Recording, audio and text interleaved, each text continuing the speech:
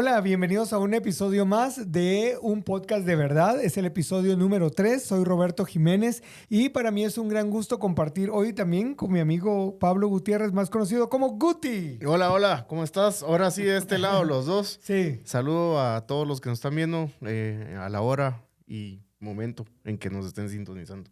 Queremos agradecer muchísimo a Open Marketing por el apoyo que nos da para que este episodio pueda llegar a ustedes y hoy queremos saludar a un podcast que también se produce desde acá en Open Marketing y es el podcast de Bad Boys.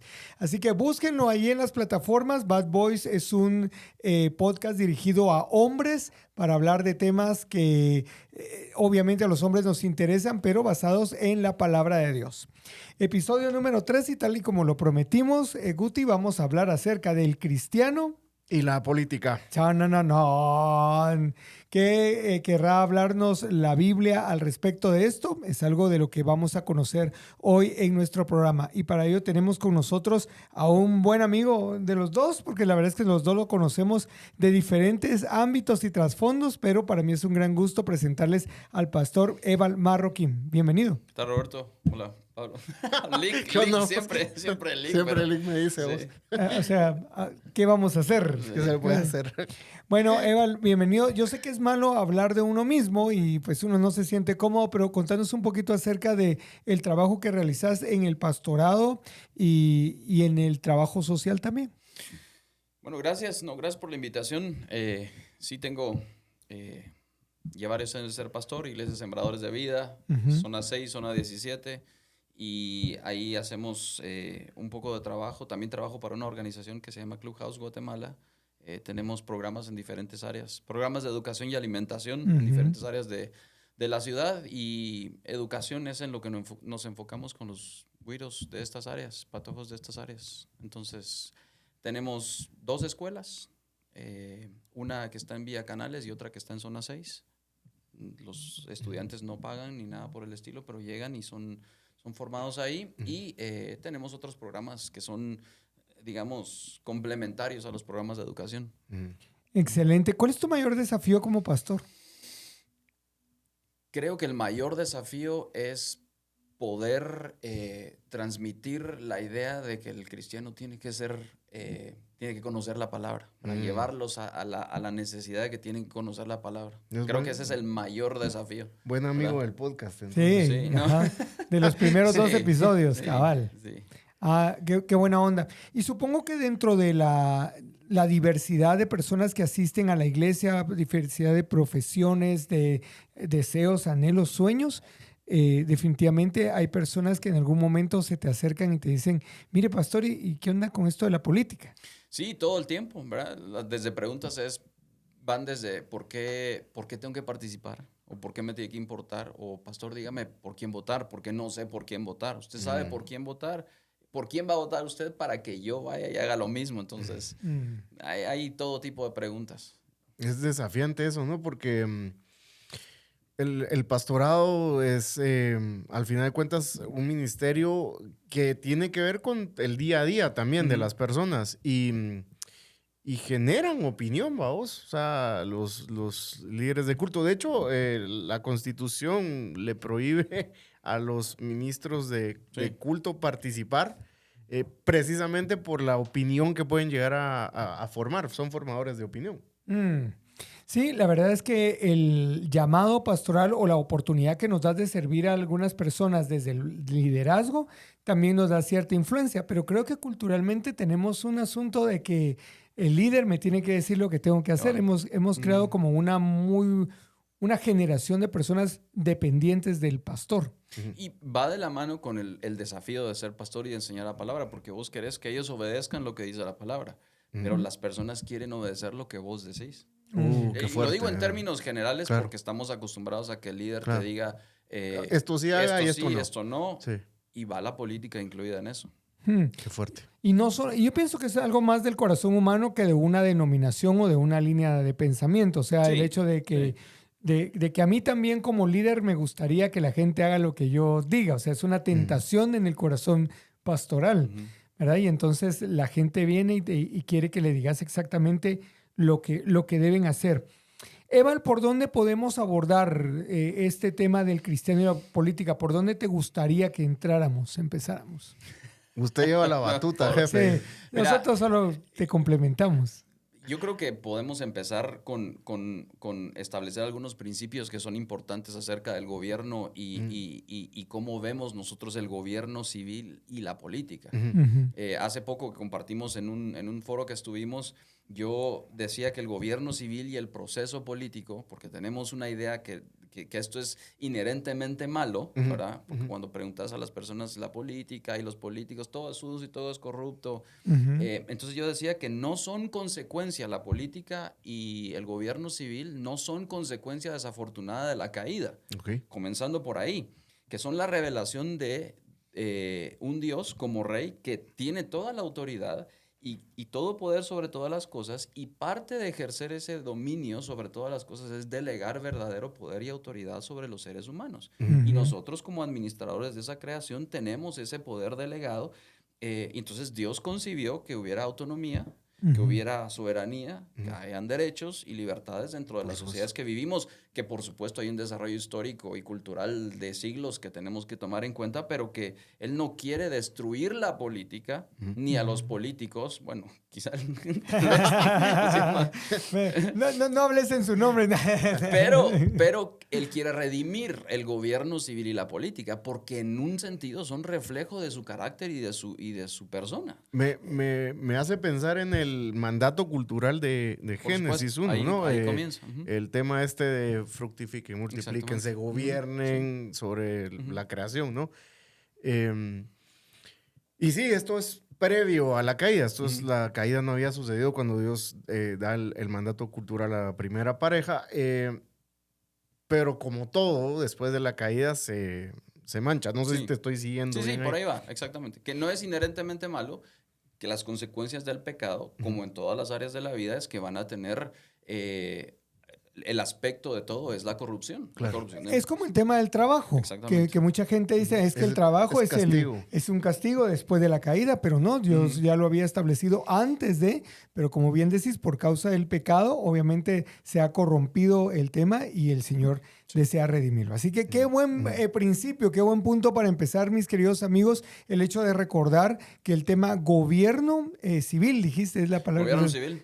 El gobierno civil es algo que está inherente en el corazón de Dios, que es algo que está en su corazón y que le fue delegado al ser humano, y que tenemos esa responsabilidad. Que por el pecado se corrompa es otra cosa. Sí, como todo lo demás. Y yo empezaba también con un par de preguntas a las personas. ¿Qué somos como iglesia? Porque obviamente estas preguntas vienen de creyentes que quieren saber qué hacer en este aspecto de su vida. Entonces, tenemos la historia política en Guate, que tiene ya muchos tintes y colores, y conocemos la historia. No vamos a entrar a hablar aquí de candidatos ni nada de ese, o sea, no estamos para eso, pero que sí tenemos una historia que dice mucho de cómo los cristianos pensamos acerca de la política. Y estábamos hablando hace un rato y yo preguntaba, ¿qué es la iglesia con respecto a la política dentro de la sociedad? ¿Somos una fuerza política? ¿O somos la reserva moral de una sociedad que necesita preservar valores y que necesita preservar, digamos, los valores morales que el Señor ha establecido en su palabra? ¿Cuál de las dos somos? Porque por ahí también te dice mucho de las teologías que creemos y cómo las aplicamos al proceso político y a nuestra visión en general de la vida. Entonces alguien me decía, de facto somos una fuerza política, ¿verdad? Porque en cantidad tenemos la capacidad de influenciar. Pero nuestra función es ser sal y luz, y tenés que ser la reserva moral. La iglesia es, por lo tanto, la reserva moral de una sociedad que tiene que preservar. Y de dónde lo agarres, ahí es si te acercas al poder, cómo te acercas al poder y al gobierno y a los candidatos y a las elecciones. Entonces... que históricamente denominaciones cristianas o tradiciones cristianas se han inclinado, ya sea por una o por otra, ¿no? Sí. Desde llegar a convertir en oficial una religión en un estado, hasta no me meto a nada, no voto, no participo de la vida cívica del país. Sí. Pero esto me parece muy interesante, porque entonces quiere decir que ambas maneras de ver el tema de la política, tienen como su sustento o su manera de asirse algo bíblico para decirte, no, somos una fuerza política porque tenemos que ir a tomar y tenemos que ir a conquistar. O sea, y aquí están mis 20 versículos que me respaldan para ir en ese. O también, no, nosotros somos la reserva moral, somos la sal, somos la luz, y aquí tenemos nuestros pasajes. Ustedes son de este mundo, están en este mundo, pero no son de este mundo. Entonces, ajá. Entonces, digamos, es como una especie de pulso donde sí hay argumentos bíblicos. Yo creo que son dos extremos donde cada uno tiene sus argumentos bíblicos no necesariamente bien utilizados. De un lado tenés los que dicen que para que Cristo pueda regresar, sí, ¿verdad? La iglesia tiene que triunfar. Tiene que triunfar y estar sobre diferentes áreas de la sociedad, ¿verdad? Y tenés que llegar y la máxima aspiración es el poder. Y te pueden dar cualquier clase de ejemplos que te daría cualquiera. José, Daniel, etcétera. Mal usados, ¿verdad? Claro, por supuesto. Claro. Y por el otro lado tenés a los que no quieren participar y se quieren guardar, y tenés ejemplos históricos también. Por ejemplo, los pietistas en Europa que decían, no me contamino del mundo y me abstraigo totalmente. Y entonces perdían también su influencia sobre la sociedad. Entonces esos dos extremos creo que son peligrosos y creo que ambos tienen un sentido de razón en la sociedad. Cuando el pueblo evangélico sale a votar, tiene influencia, tiene que tenerlo, porque estás decidiendo. Y eso no quiere decir que esa sea la norma sobre la que actuamos. Claro. Y por el otro lado, seguimos siendo la reserva moral de una sociedad. Entonces, lo que esto hace es que cuando estás en el medio, en una posición balanceada, vos podés ver, como en todos los aspectos de tu vida, saber que estás dentro de una sociedad, de un gobierno civil, sos un ciudadano de ese lugar en donde estás y tenés que participar. Y más adelante lo podemos platicar. Para mí este es un asunto de mayordomía de la vida, que era como yo he pensado políticamente en los últimos años, ¿verdad? Es un asunto para no irme a ningún extremo. Claro. Entonces aquí estamos hablando de buscar ese justo medio, ¿verdad? Ese balance donde podamos ser responsables como ciudadanos, pero entender que no estamos aquí para ni ser utilizados, ni utilizar la política para alcanzar ese poder tan anhelado, ¿no?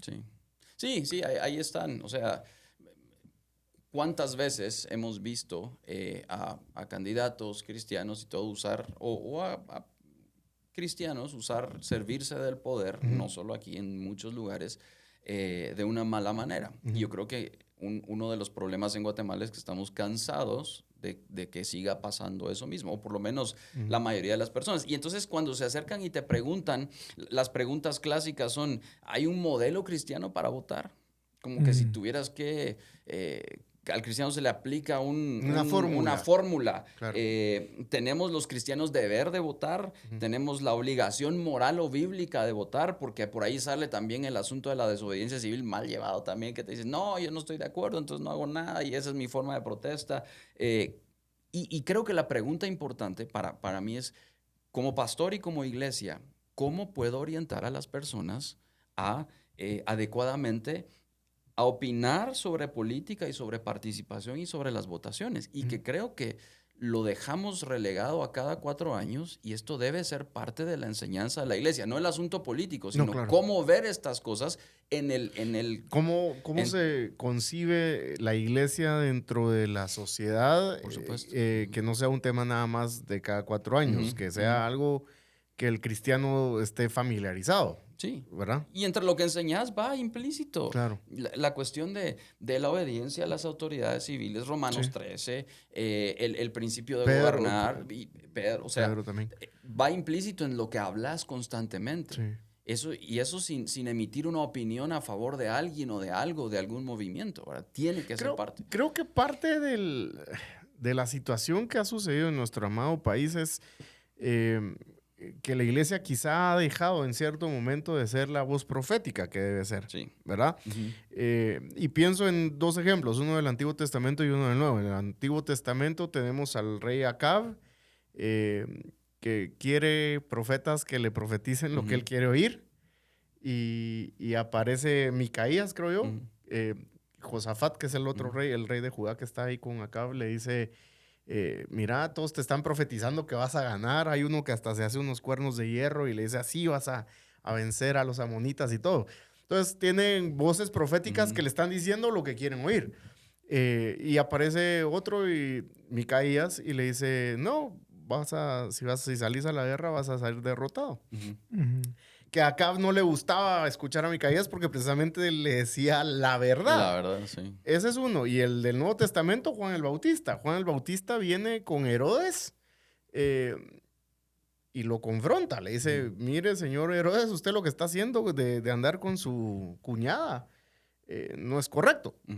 Y a Juan el Bautista decirle a la autoridad de la provincia de Judea en ese momento, Herodes, algo que no le gustó, le costó la cabeza. Sí. Entonces, la iglesia tiene que ser esa voz profética que no necesariamente implica voy a ser popular por decir lo que tengo que decir. Y parte de lo que decías, de ser esta fuerza moral, de participar, por supuesto, activamente, porque estamos llamados desde Génesis, esto es desde la creación.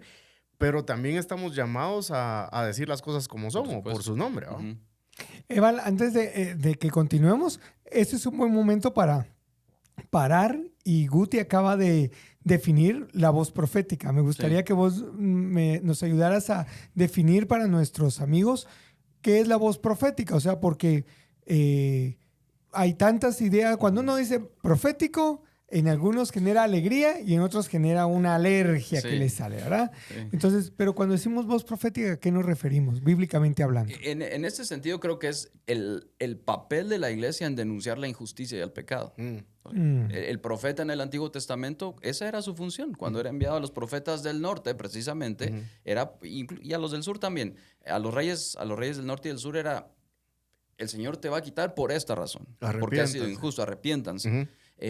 Y eso no ha cambiado. Juan el Bautista era exactamente eso, ¿verdad? Arrepiéntanse porque el reino de los cielos se ha acercado. Entonces, la voz profética de la iglesia no es irse a parar a la par del candidato y decirle, tú vas a ser el presidente porque Dios te ha ungido, ¿verdad?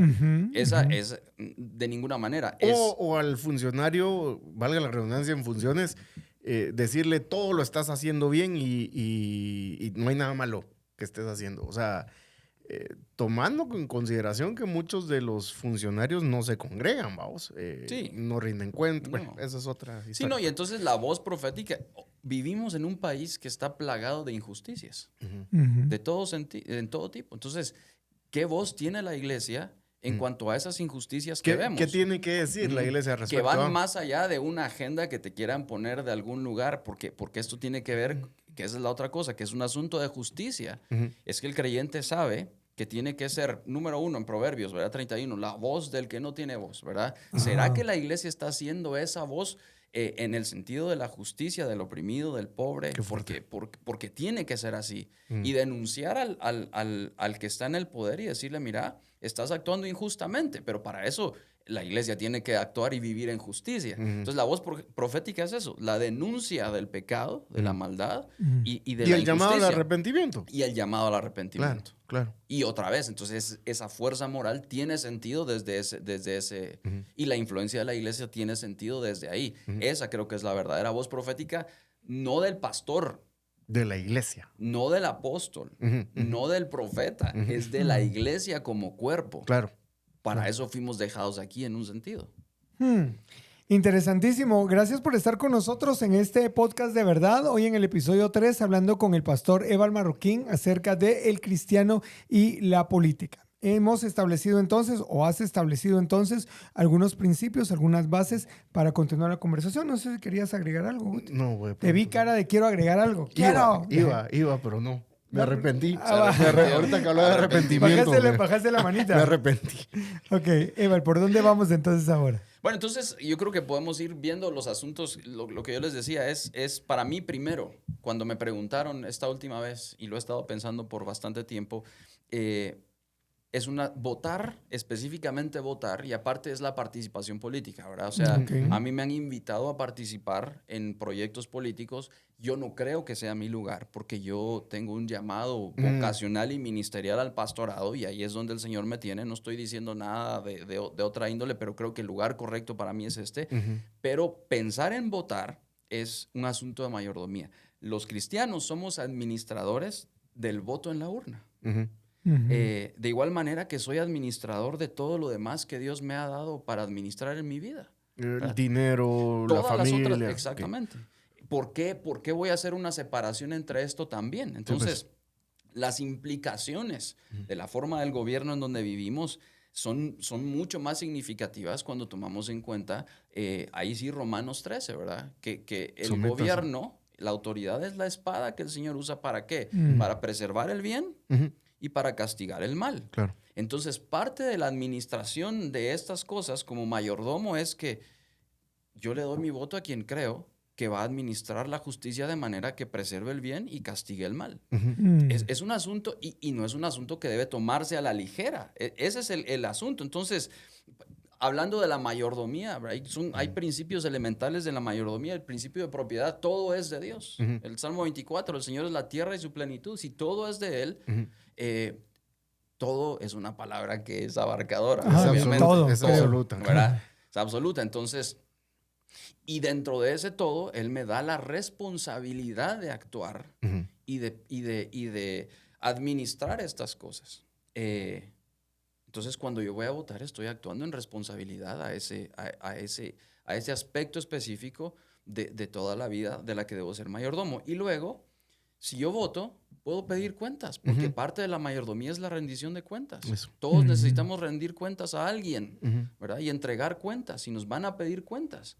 Entonces, ¿qué pasa si yo no administro esa responsabilidad en la urna? Después, ¿con qué cara?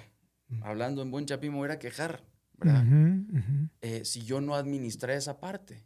Claro. Entonces, y por último, la recompensa que trae la mayordomía es saber que participo y que estoy contribuyendo a la construcción de una sociedad Más estable, digamos, y más justa, Más porque justa. ahí viene la segunda parte. Esto es un asunto de justicia, ¿verdad?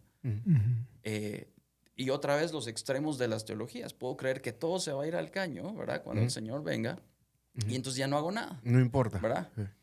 Pero mientras estoy acá, mi participación en la sociedad, en la familia, va contribuyendo a que no todo lo que está mal siga yéndose peor, sino que la sociedad donde vivimos sea más justa, más pacífica, que al final es el propósito de la iglesia en este mundo, ¿verdad? Entonces, creo que por ahí van esas dos cosas, son bien importantes, la mayordomía y la justicia. Entonces, por ahí. Pues, se me venía a la mente la idea también de lo que el Señor le dice a la iglesia, o a los creyentes. Ustedes son la sal del mundo y son la luz del mundo. Ajá. La sal para preservar todo esto que es justo, todo esto que es bueno, todo esto que es necesario para cumplir con esto del mandato cultural que siempre hemos mencionado y que estamos volviendo un montón a lo de Génesis 1. Y ser luz en cuanto a que la iglesia debe hablar la verdad. O sea, a eso se referiría la luz, a exponer toda aquella hora de oscuridad, ¿no? Que es parte de lo que la iglesia debe o debería hacer en nuestro país.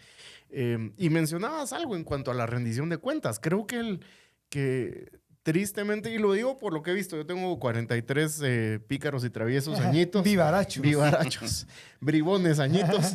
Pero en mis 43 años he visto en la palestra política a un montón de personajes que navegan con la bandera de cristianos y demás. Algunos han llegado al hueso, diríamos. Pero la iglesia nunca pide cuentas.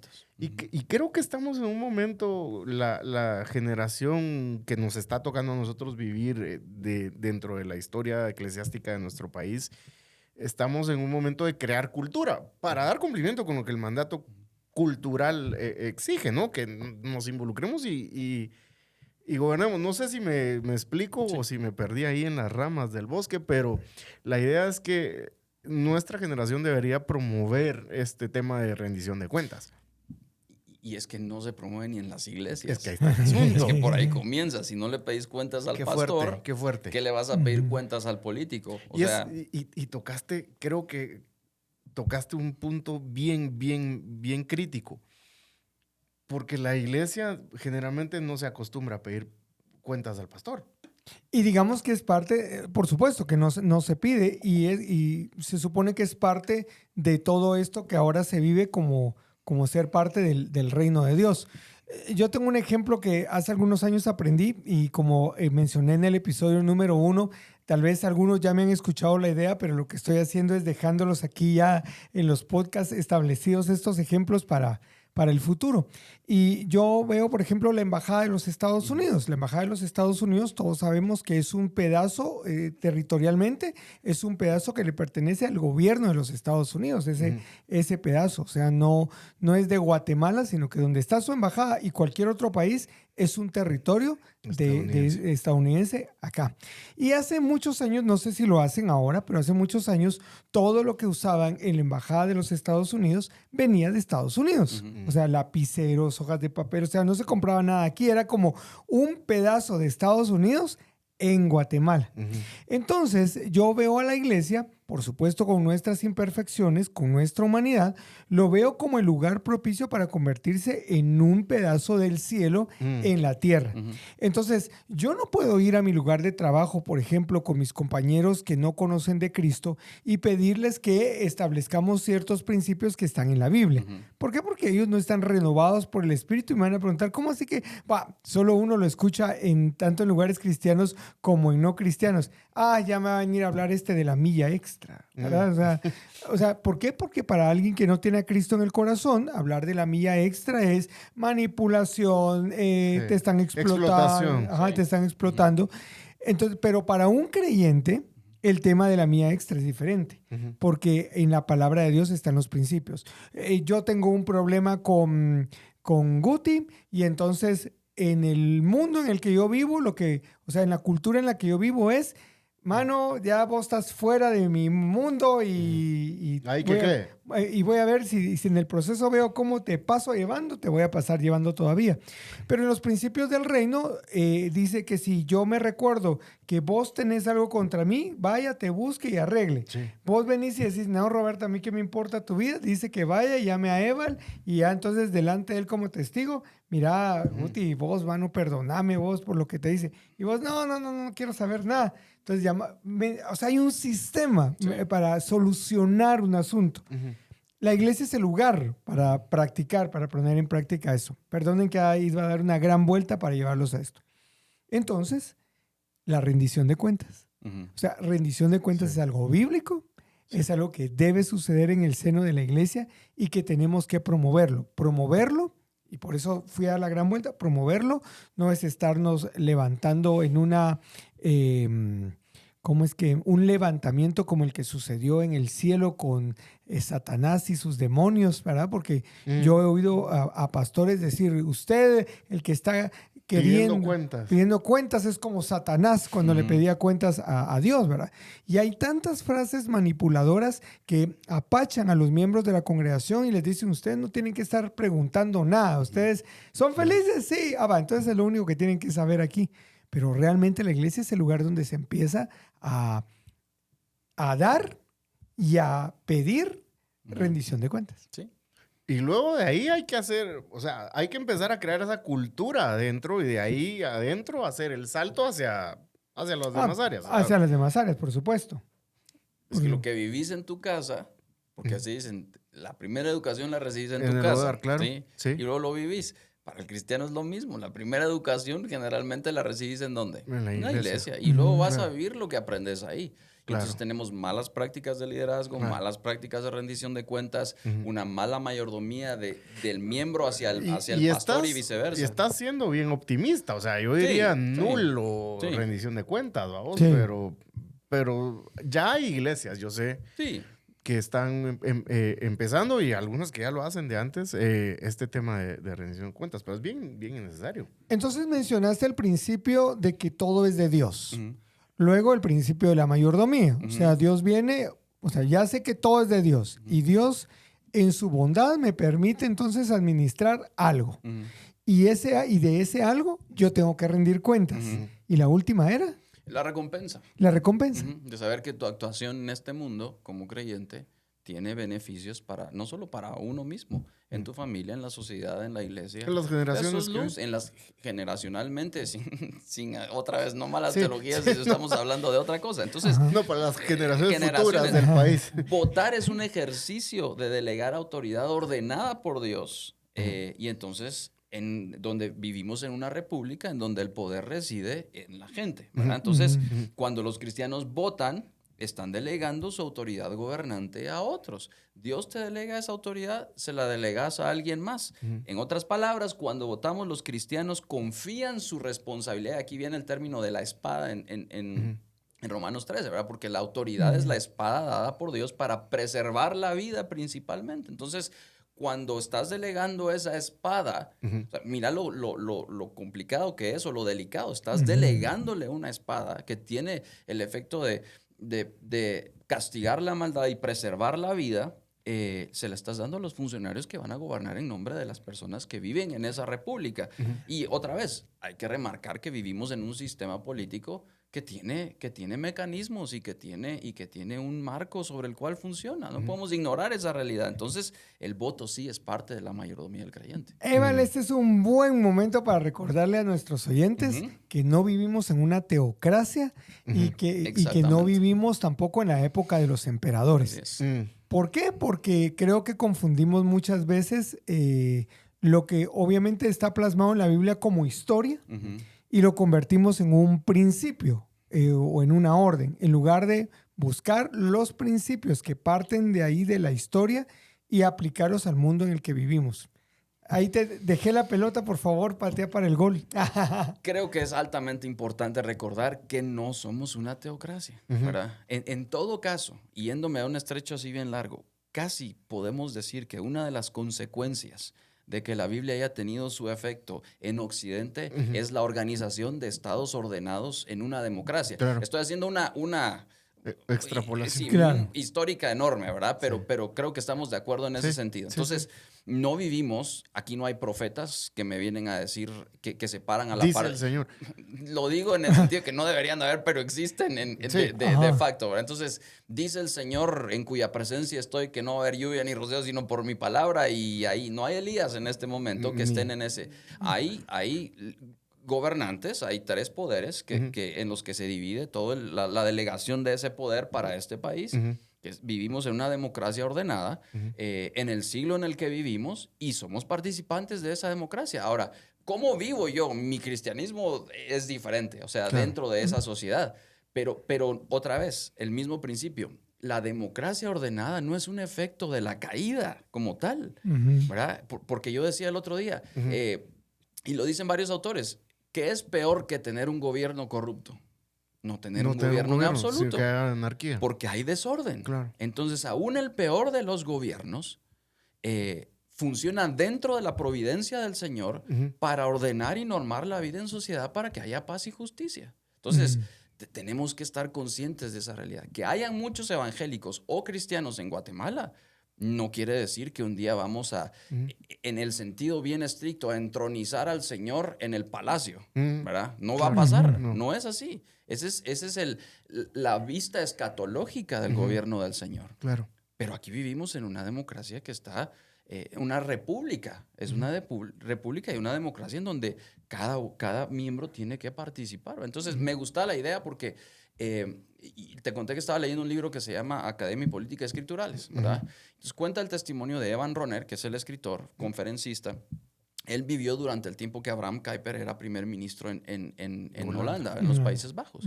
Abraham Kuyper era un ministro, pero a él le toca gobernar en una democracia donde habían católicos, gente que no creía, y logra establecer y ordenar. Él no es conocido necesariamente por ser un excelente caudillo, por ejemplo.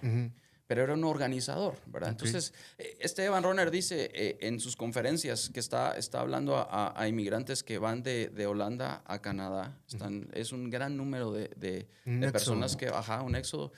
Y la pregunta es, ahora que estamos en Canadá, ¿qué somos? ¿Qué vamos a hacer? Somos una gran fuerza en número de personas. Y en nuestras generaciones vamos a seguir creciendo. ¿Cómo vamos a participar mejor de la democracia en la que vivimos como creyentes, que obviamente eran calvinistas? ¿Cómo vamos a participar mejor? ¿Vamos a imponer nuestras normas a este país o vamos a vivir en la democracia y afectarla de tal manera que vivamos en paz y que esa paz pues represente y se distribuya a todas las personas que viven ahí? Estoy parafraseando un libro completo, digamos, ¿verdad? Lo estoy simplificando, pero era la premisa que él se estaba preguntando. Entonces, a mí me llevó años pensarlo porque en mi adolescencia era, no me importa el proceso político, no me interesa nada de esto, ¿verdad? Pero ahora me afecta. Claro. Entonces tengo que pensarlo. Y cuando vienen estas preguntas, tengo que pensar cómo puedo equipar a las personas de la iglesia, a mi familia, a mis hijos, para que vean esto como parte de esa soberanía de Dios sobre todas las naciones y que viven en este mundo y que tienen que procurar vivir en paz y en justicia en todos los aspectos de su vida. ¿Verdad? Entonces, porque yo no sé si alguno de mis hijos algún día se va a tirar a alguna cosa Claro, y está bien Sí, si por vocación uno de mis hijos decide participar, ¿verdad? Sí, totalmente. Yo estaba pensando a veces cuando decimos, y ya lo he repetido varias veces, creo que es muy importante hablar acerca de ese llamado y esa vocación que alguien pueda tener. Hoy estamos hablando de política, pero usted puede tomar esta conversación y aplicarla al mundo del deporte, lo puede aplicar al mundo empresarial, lo puede aplicar al mundo, al área donde usted desee, pero hoy estamos hablando de política. ¿Cómo ves vos, espero no meterte en problemas, cómo ves vos este asunto de... Siempre puede decir, me abstengo de declarar. ¿O? Exactamente, vos sos abogado, por eso... Va que no hay segunda enmienda, ¿verdad? Sí, no. Sí, la cosa es que, ¿cómo ves vos este tema de... Porque, digamos, lo has vivido personalmente. Es, Dios te hace un llamado para que le sirvas como pastor. Sí. Y entonces estás trabajando como pastor. Pero de repente parece que Dios cambió de opinión y ahora te está mandando a ser político. ¿Cómo ves vos esta transición? ¿Crees desde la perspectiva bíblica que, digamos, es algo válido? O sea, que Dios te llama al ministerio. ¿O crees más que es un asunto de, creo que no estoy, algo así como no estaba muy seguro de que iba a ser pastor, pero como se me dio la oportunidad me metí, pero ahora ya me di cuenta que no es aquí, entonces me puedo mover? ¿Cómo ves vos esa dinámica? Me abstengo de declarar. Guti, no estás ayudando. No, yo, mira, no estás colaborando. Te lo puedo decir, a ver, desde mi experiencia personal, ¿verdad? Sí, o sea, por favor. Yo tengo familia en política y he tenido históricamente familia en política.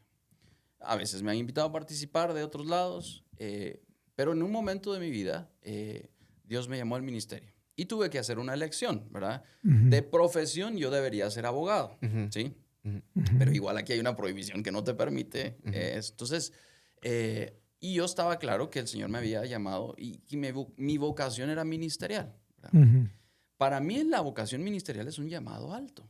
Más alto que cualquier otro. Entonces, en donde creo que se confunde el asunto es que precisamente por el trabajo que yo hago, yo quiero ayudar a las personas en todos lugares. Yo quiero, lo voy a decir en términos generales e idealistas, yo quiero solucionar los asuntos de pobreza, injusticia y todo esto, ¿verdad? Entonces vas a una comunidad, voy a servir, y en los lugares donde tenemos programas y todo, y veo, bueno, ¿será que puedo hacer un cambio? Entonces necesito otro escalón, ¿verdad? Más poder. Entonces, necesito acceder al poder. Entonces ahí empieza la confusión. Y me lo he preguntado muchas veces, ¿cuál es la mejor manera de ayudar? Entonces, yo sí tengo claro el llamado, ¿verdad? Y creo que es algo que heredé de mi papá, que me ha remarcado. El llamado a la vocación pastoral y ministerial es un llamado más alto que cualquier otro llamado. Y perdona que te detenga aquí, porque yo he visto en redes sociales cuando alguien comenta algo como lo que vos acabas de decir, dice, no, todos hemos tenido un llamado alto, todos los cristianos tenemos un mismo llamado, o sea, no es que el pastor tenga uno más alto, todos estamos en el mismo nivel. ¿Por qué quieren ponerle una carga al pastor, quienes refutan eso, que él no tiene, porque todos los cristianos tenemos el mismo llamado. Bueno, sí, todos los cristianos fuimos llamados a glorificar a Dios en nuestras vidas, obviamente. Claro. Y el que está involucrado en política tiene el mismo llamado que el pastor, digamos. Pero en el sentido de una iglesia organizada, digamos, del cuerpo de Cristo local, dentro del aspecto general de la iglesia, el trabajo pastoral es muy diferente al trabajo de la política, ¿verdad? Estás hablando de estar con las personas todo el tiempo y vivimos en una sociedad, no voy a decir que necesita al pastor, pero que necesita el cuidado espiritual, ¿verdad? Claro. Y Dios delega el cuidado en obispos y en ancianos que puedan guiar a la grey. ¿Cómo? No por ganancia deshonesta, no por ejercer poder, Claro. ¿verdad? Sino que los puedan llevar al Señor. Entonces, Sí. creo que ahí en ese sentido es un llamado alto y está la anécdota que mucha gente menciona. La reina le pide a Spurgeon, ¿verdad? Que por qué no forma parte del gobierno. Él dice, no, porque el Señor me llamó y se pastor. mantiene, ¿verdad? Claro, Ahora, claro. El asunto de dejar esa vocación para mí personalmente sería problemático, ¿verdad? Porque creo que la función que tengo presente es en este aspecto. ¿Y por qué lo voy a dejar? Por creer que tengo que acceder al poder y que desde ahí puedo hacer un cambio. Cuando en realidad la función del pastor, esa función profética, esa función pastoral es silenciosa a lo largo de toda la vida. Sí. ¿Verdad? Sí. Entonces hay pastores que pasan toda su vida guiando personas que han tenido más incidencia. De hecho, ahorita que lo decís, me encaramo en el ejemplo. Newton y Wilberforce, por ejemplo. Sí. Vamos, Sí. John Newton es ministro toda su vida. Bueno, desde que se convierte, obviamente, y escribe Amazing Grace y todo el asunto, hasta que se muere, ¿va? Pero tiene incidencia sobre Wilberforce. Exactamente. Wilberforce, para nuestros amigos que no están familiarizados quizá, William Wilberforce fue un parlamentario británico que promovió la abolición de la esclavitud en aquel país. Era creyente, obviamente. Y su pastor fue John Newton, que había sido traficante de esclavos y que cuando viene a los pies del Señor se convierte en ministro. Sí. Ese es un ejemplo. Sí, y yo creo que la otra parte es que no hay que olvidarse, es que el llamado de la proclamación del evangelio como es. Cuando vos accedes a un lugar de poder, sobre todo en una democracia como la nuestra, obviamente hay restricciones, porque vos no querés, en el sentido de que vos no tenés que hacer, digamos, como político, decir, porque yo soy cristiano, todos son cristianos, Claro. y cristianizar a la sociedad y a la cultura donde vivís. Si yo fui llamado a proclamar las verdades del evangelio, o sea, yo estoy, digamos, en ese sentido, no podría concebirme ministerialmente sin proclamar la cruz de Cristo. ¿Me entienden? Claro. Entonces alguien me puede decir, no, pero mira, con tus actitudes, pero el que predica y el que fue llamado a predicar desde el púlpito sabe que su función y su llamado primero es a predicar las buenas nuevas de Jesucristo y a predicar.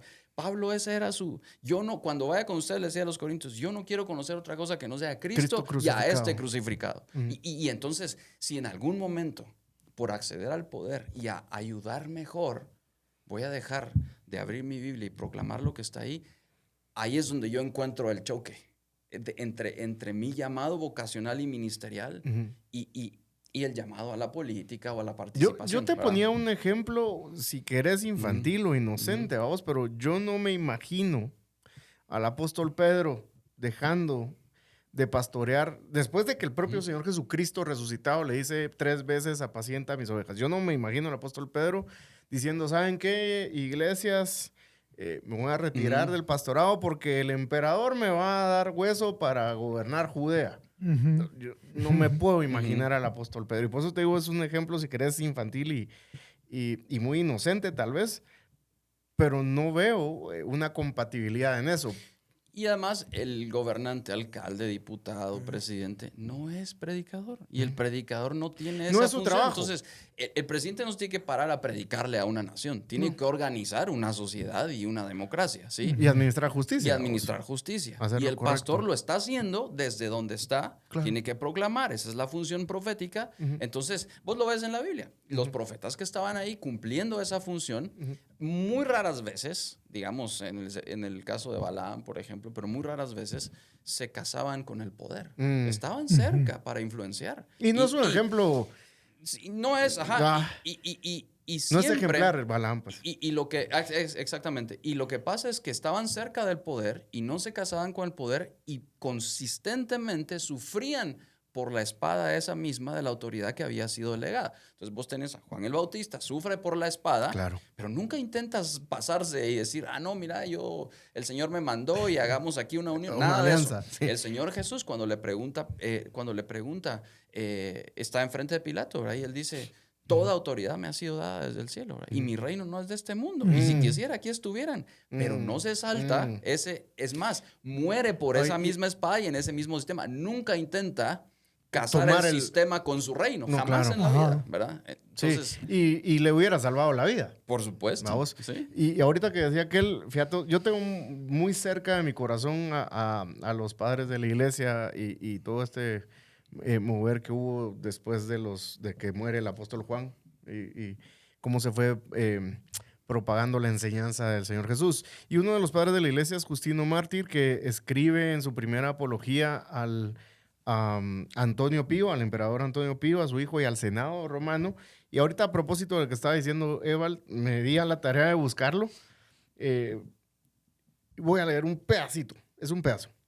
Es el capítulo 17 de la primera apología de Justino Mártir. Dice, Cristo enseñó la obediencia civil y en todas partes, más que todos los hombres, nos esforzamos por pagar a los que tú designas, o sea, tu emperador, los impuestos tanto ordinarios como extraordinarios, como él nos ha enseñado, porque en aquel tiempo se le acercaron unos y le preguntaron si había que pagar tributo a César, y él respondió, dime, ¿de quién es la imagen que lleva la moneda? Y ellos dijeron, de César, y otra vez le respondió, dad pues a César lo que es de César y a Dios lo que es de Dios. Por tanto, solo a Dios rendimos culto, pero en otras cosas os servimos con gusto, reconociéndoos como reyes y gobernantes de los hombres y rogando que con vuestro poder real seáis hallados también en buen juicio. Pero si no prestáis, y aquí viene lo de la voz profética, pero si no prestáis, y le está hablando al emperador romano, vamos, Justino Mártir, por eso se llama mártir, vamos, ya sabemos también cómo terminó, pero si no prestáis atención a nuestras oraciones y explicaciones francas, no sufriremos ninguna pérdida, ya que creemos, o mejor dicho, estamos persuadidos, que cada hombre sufrirá el castigo en el fuego eterno de acuerdo con el mérito de su obra y rendir cuentas de acuerdo con el poder que ha recibido de Dios, como Cristo insinuó cuando dijo, a quien Dios ha dado más se le demandará. Wow. Eso le dice al emperador, vamos. O sea, si usted no se arrepiente, mano, de rendir cuentas no se va a escapar. Pocas palabras. Qué interesante esto. Yo rápidamente quisiera aportar algo a lo que hemos venido hablando. Para mí, un pastor, yo lo que siento es que a veces los cristianos no creemos el mensaje que predicamos. Pero, o sea, si somos honestos y somos reales y bíblicos, estamos en una habitación, nosotros tres, con 17 personas que no han tenido un encuentro personal con Cristo. Y en ese momento, como si estuviéramos en las cámaras de gas de Auschwitz, llenaran el lugar de un gas y todos morimos, la pregunta es mío, ¿cuántos se van al cielo y cuántos se van al infierno? Entonces, el mensaje que un pastor, un líder, comparte, el mensaje del evangelio, tiene una trascendencia eterna. No es una cuestión de este momento, aún de 4 años o de 2 años que uno está en el poder. Y entonces a veces y es el mensaje. O sea, Jesús dijo, yo soy el camino, la verdad y la vida. Yo soy la verdad. O sea, si las personas quieren encontrar la verdad, es en Cristo. Si quieren encontrar la vida, es en Cristo. Entonces, cuando yo veo que alguien en el liderazgo, pero estamos hablando de pastores, viene y dice, voy a hacer un cambio de profesión o voy a hacer un cambio de chance, lo que está diciendo es, no creo, o sea, este es el mensaje indirecto para mí, no creo en lo que he estado hablando todo este tiempo, esto no ayuda del todo. Lo que estoy prometiendo en el mundo de la política, sí, esto sí es válido y esto no. Entonces creo que desde mi perspectiva, ahí es donde me genera ruido el tema de que un pastor tome la decisión de dejar el pastorado y lanzarse a la política. Es como decir, lo que yo he estado predicando no tiene ningún impacto en la sociedad. Entonces, como no tiene impacto en la sociedad, me voy a ir a la política porque ahí sí va a tener impacto. Pero le di la espalda a esto. Esa es mi perspectiva. Y desde otro punto de vista, mucha gente, no necesariamente creyentes, lo ven como, tiene su... En Guatemala que tenemos cuántas mega iglesias, dejas este reino que hiciste por otro un poco más grande, ¿verdad? Porque hay un creciente deseo de influencia y de plataforma. La vista del escéptico, exactamente, ¿no? Claro. Pero que tiene algo de cierto. Sí. Porque el pastor hoy tiene deseo de plataforma y tiene deseo de estar relevante. Y entonces yo creo que se lo recomendamos. Uno de los libros que más me ha gustado últimamente se llama Siervo de Todos, ¿verdad? Ese deseo de estar presente y de estar cuando fuimos llamados al camino de Jesús, que es el servicio, ¿verdad? El Señor no fue ascendiendo en su plataforma, fue ascendiendo a la cruz, ¿verdad? Y una parte importante que vos dijiste, que leíste ahí, que decía algo del servicio, es... Servimos y vemos el poder político. Al final son servidores públicos, claro, ¿verdad? Pero ¿por qué no entendemos el asunto del servicio? Porque hablamos del servicio social y el servicio en la iglesia y todo lo demás. Pero preguntarle a alguien si se quiere involucrar en cosas pequeñas, en gobiernos pequeños. Todas las colonias tienen juntas directivas, todos tienen... Una asociación de vecinos. Y sabes que aprendí de un alcalde de Utah que cuando vino a dar unas conferencias y él decía, yo prefiero que se organicen las comunidades pequeñas, ¿verdad? Para que tengan vecinos que viven en armonía y a partir de ahí comienza el gobierno, ¿verdad? Sí. Obviamente comienza personalmente, pero si no te involucras en esas cosas que son parte de tu vida, decís que el guardia haga lo que sea, que delegarle a otros, pero delegar no es abandonar tu responsabilidad, ¿verdad? Es que hagas algo para servir, que alguien recoja la basura, porque hay caos en esta ciudad por el tráfico y el alcalde no hace nada. Primero le delegaste ese con tu voto y segundo no hiciste nada en lo pequeño. En tu condominio tenés un carro ahí descompuesto que no querés mover, tirado, que está afectando el tráfico. Entonces comienza con el gobierno local de donde vivís y se va extendiendo y entonces parte de ahí también del orden y la mayordomía. Pensamos que el cambio va de lo macro a lo micro cuando debería ser al revés. Sí, no, es al revés, ¿verdad? Y todo parte por eso, porque querés ascender hacia el poder, que es el peligro del evangelicalismo guatemalteco. Claro. Y yo decía, ¿verdad? La frase célebre, y si meto en problemas, pero es Guatemala, faro de luz a las naciones. Ajá. Y lloran, ¿verdad? Yo estuve en la proclamación de Guatemala como faro de luz, como capital pro vida, porque me invitaron, ¿verdad? Entonces fui con mi mamá y mi hermano, fuimos a ver. Y cada vez que el presidente decía esa frase, el presidente que no es creyente, había un grupo de pastores que se paraban llorando como si eso era el clímax del poder político evangélico. Yo decía, se los están engañando, pero horrible. Sí. Y fíjate vos que, montándome en eso que estabas diciendo y en lo que dijiste antes, Roberto, ¿cuánto se tiene que odiar a alguien para saber que va al infierno? Y me refiero a los gobernantes y no decírselos. Y decirles, sí, señor presidente, o sí, señor ministro, o sí, señor diputado, lo está haciendo muy bien, bravo. Nosotros como iglesia, además hablan en nombre de todos los cristianos, ¿verdad? Nosotros como iglesia evangélica les bendecimos y les aplaudimos. Brother, es una persona que probablemente no es creyente porque no da fruto de arrepentimiento y el Espíritu Santo no me testifica que sea creyente. Necesita escuchar el evangelio. ¿Cuánto se tiene que odiar a alguien para no decirle arrepiéntase y crean el evangelio? O sea, a mí hasta me eriza la piel el asunto. Claro. Porque la iglesia se ha quedado callada y la iglesia en Guatemala, producto del evangelicalismo que vivimos, se carga la sangre de muchos gobernantes que ya fallecieron y que probablemente no eran creyentes genuinos. Eval, tenemos 5 minutos. Y ahora te vamos a dejar la tarea más complicada. Agarrar todos los pedacitos de lo que sucedió hoy, conectándolos y llevarnos a una conclusión de esta conversación con vos que de repente nos lleve a algo práctico. Pero digamos, de todo lo que nos has hablado, ¿podrías hacernos un resumen en beneficio de todo lo que hemos estado conversando? ¿Qué te gustaría que quedara plasmado en nuestros corazones de esta conversación? que los cristianos estamos llamados a honrar a Dios en cada área de nuestras vidas. Ujú. Y eso debemos tratar de presentar todo delante del Señor, incluida mi participación política en el sistema en el que vivo. Como cristianos, tenemos muchas razones para interesarnos por nuestro gobierno y por el proceso político. Ujú. Participar en la política no solo es inevitable, porque lo hacemos, es una oportunidad de honrar a Dios y mostrar amor a nuestro prójimo también. Ujú. En este sentido, los cristianos guatemaltecos, con nuestro derecho al voto, tenemos una oportunidad y deber único de influenciar el proceso político, teniendo como enmarco la gloria del Señor sobre todas las cosas. Los cristianos entonces tenemos que abordar primero con oración el proceso y el tema de la participación política. Segundo, con conocimiento. Hay un artículo de un periódico no me recuerdo ahorita, te lo mencioné, de 2015, que decía de cómo los políticos se pelean por tu corazón y tu mente, ¿verdad? Hay técnicas de marketing. En Guate empezó en el 78, hay un candidato a la alcaldía que empieza a usar técnicas de marketing y ahora es normal.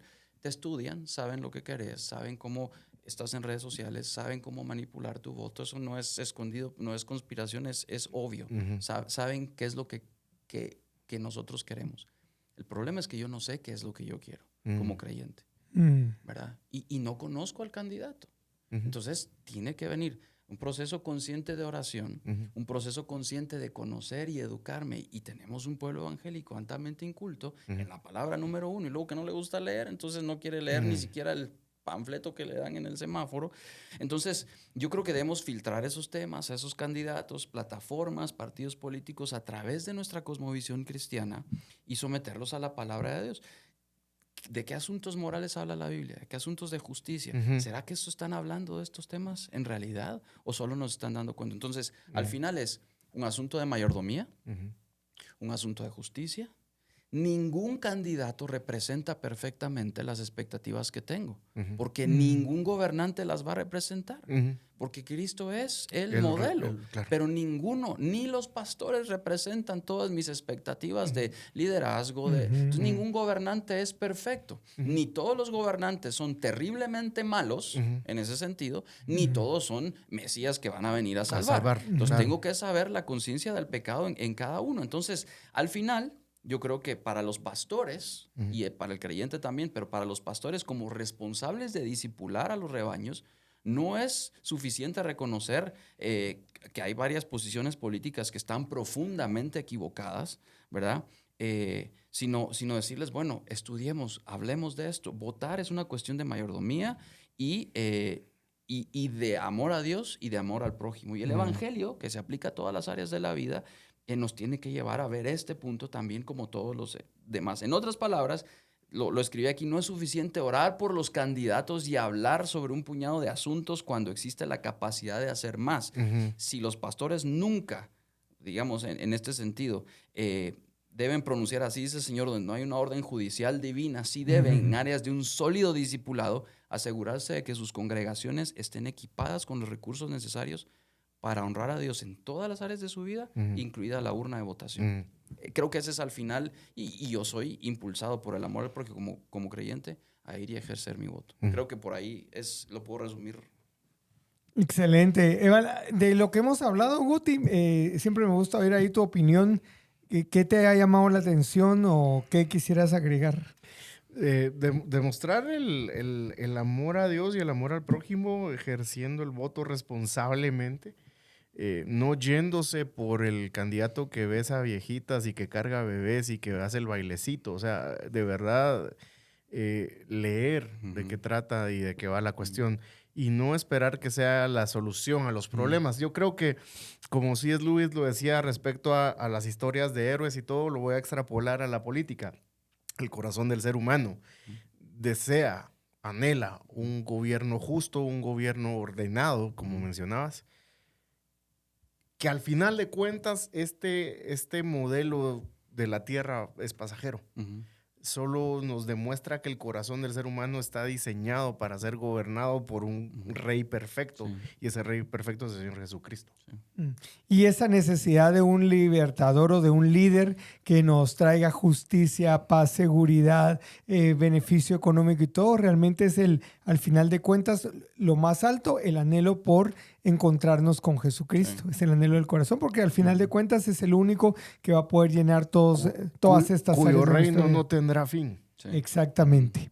Y estos días, cabal, una publicación del pastor Miguel Núñez me hizo reflexionar de que el tema de su reino no tendrá fin no se enfoca tanto en tiempo, digamos, en forever and ever and ever and ever and ever, Sino en la calidad. exactamente, sino en la calidad, o sea, es un eterno presente, un eterno presente con él.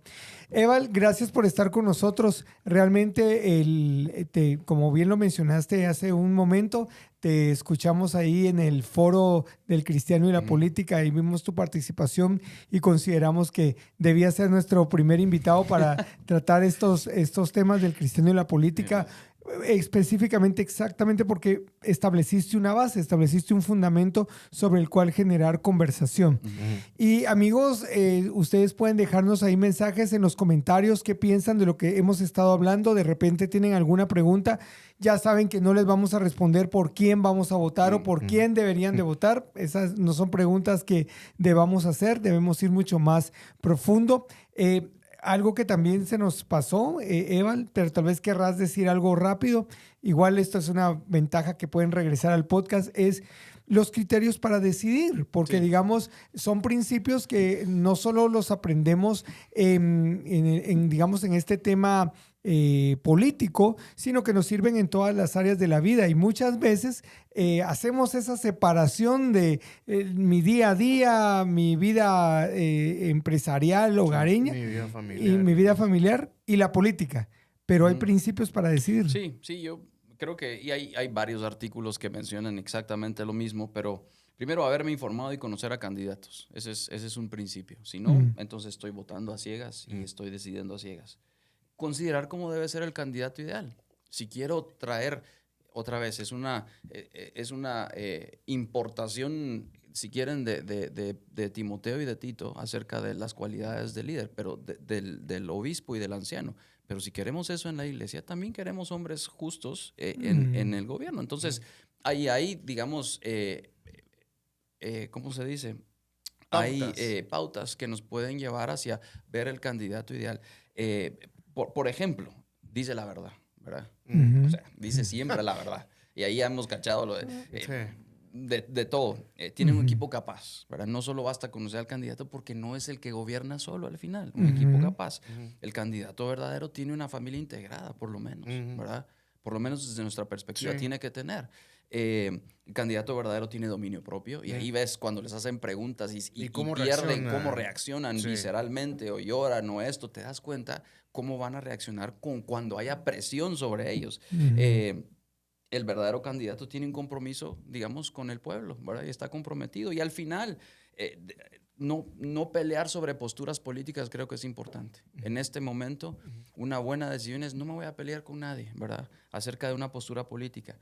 Antes de ejercer tu voto, que es domingo, anda a la iglesia y anda al servicio de tu iglesia y ora. Ora.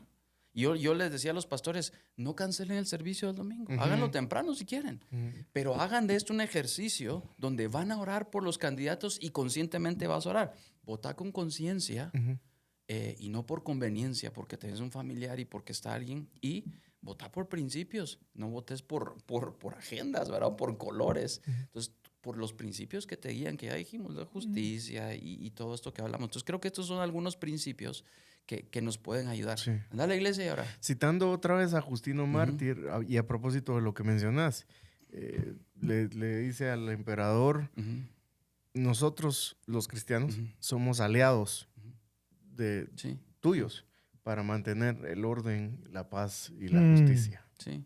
Y al final, con esto termino, encomienda al Señor tus obras, ¿verdad? Cuando estés en la urna, haz el ejercicio. Pues si lo hacemos cuando vamos a hacer un examen y cuando vamos a comer y lo hacemos de manera así muy ¿cómo se? Supersticiosa, pero si realmente creemos que podemos hablar con el Señor como creyentes es, antes de ejercer tu voto, decirle, Señor, te encomiendo esto a ti para que esto que voy a hacer tenga un efecto positivo. No es mágico, ¿verdad? No, claro. Pero es encomendarle al Señor esta parte de mi vida. Señor, te la entrego para tu gloria. eso cambia radicalmente cómo votas, ¿verdad? Por lo menos la conciencia de por quién estás eligiendo. Bueno, ajá, por lo menos estás claro que estás aún allí delante de la presencia de Dios. Es una forma de adorarlo. Bueno, yo ya me coloqué mi gorra de los Bad Boys. Muchísimas gracias por el regalo ahí a los patojos. Lo valoramos bastante. Y ya sabe, Bad Boys es un podcast que es producido acá en Open Marketing, el lugar donde estamos y donde agradecemos tanto que nos hayan dado un espacio para un podcast de verdad. Eval, seguramente en el futuro te vamos a tener con nosotros. Primero Dios, compartiendo otros temas. Gracias por aceptar la invitación de hoy. Gracias. Pues nada más, agradecer nuevamente a vos también, a José en los controles y nos vemos en la próxima. Excelente, dejen ahí sus comentarios, compartan este podcast, denle clic a la campanita de notificaciones y hagamos que un podcast de verdad se haga cada día más viral. Que Dios les bendiga, hasta un próximo episodio.